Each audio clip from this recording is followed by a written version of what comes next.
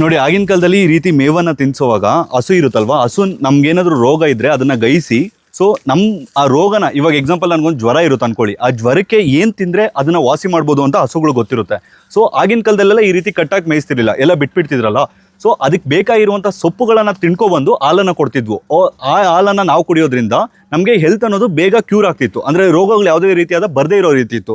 ಮತ್ತು ಹಸುಗಳು ಇವಾಗ ನಾಟಿ ದೇಸಿ ಹಸುಗಳ ಸ್ಪೆಷಾಲಿಟಿ ಏನಪ್ಪ ಅಂದರೆ, ಇವು ನೀವೇನಾದರೂ ಮೆಡಿಸಿನಲ್ ಕ್ರಾಪ್ ಕೊಟ್ಟರೆ, ಇವಾಗ ಅಶ್ವಗಂಧನೋ ಅಥವಾ ಒಂದು ಎಕ್ಸಾಂಪಲ್ ಕೊಡ್ತಿರೋದು, ಸೊ ಅದರ ಹಾಲಲ್ಲೂ ಕೂಡ ರೋಗ ನಿರೋಧಕ ಶಕ್ತಿ ಮತ್ತು ಆ ನ್ಯೂಟ್ರಿಷನ್ ಫ್ಯಾಕ್ಟ್ ಅನ್ನೋದು ಅಷ್ಟೊಂದಿರುತ್ತೆ.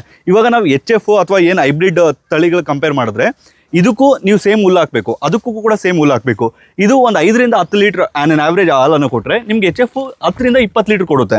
ಸೊ ನೀವೇ ಅಬ್ಸರ್ವ್ ಮಾಡ್ಕೋಬೋದು, ಅದು HF ಅಥವಾ ಬೇರೆ ಯಾವ ತಳಿ ಇದೆಯೋ ಅದೆಲ್ಲ ಕೂಡ ನಿಮಗೆ ಆಲ್ಮೋಸ್ಟ್ ಹಸು ಅನ್ನೋದಕ್ಕಿಂತ ಮಿಲ್ಕ್ ಫ್ಯಾಕ್ಟ್ರಿ. ಬಟ್ ಇದಂಗಲ್ಲ.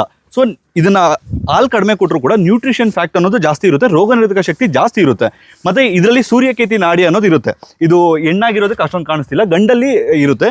ಸೊ ಈ ಸೂರ್ಯಕೇತಿ ನಾಡಿ ಏನು ಮಾಡುತ್ತೆ ಅಂದರೆ, ಸೂರ್ಯನಿಂದ ಮತ್ತು ಅದರ ಉಪನಕ್ಷತ್ರಗಳು ಮತ್ತು ಇದ್ರ ಸ್ಟಾರ್ಸ್ ಎಲ್ಲ ಇದು ಮಾಡಿಕೊಂಡು ಕಾಸ್ಮಿಕ್ ಎನರ್ಜಿಯನ್ನು ಅಬ್ಸರ್ವ್ ಮಾಡಿ, ಸೊ ಈ ಸೂರ್ಯಕೇತಿ ನಾಡಿಯಿಂದ ನಿಮ್ಗೆ ಇಲ್ಲಿ ಡೈರೆಕ್ಟಾಗಿ ಇಲ್ಲಿ ಇದಕ್ಕೆ ಕನೆಕ್ಟ್ ಆಗಿರುತ್ತೆ. ಹಾಲು ಕರೆಯುವಂಥ ಕಟ್ ಆಯ್ತಾ? ಸೊ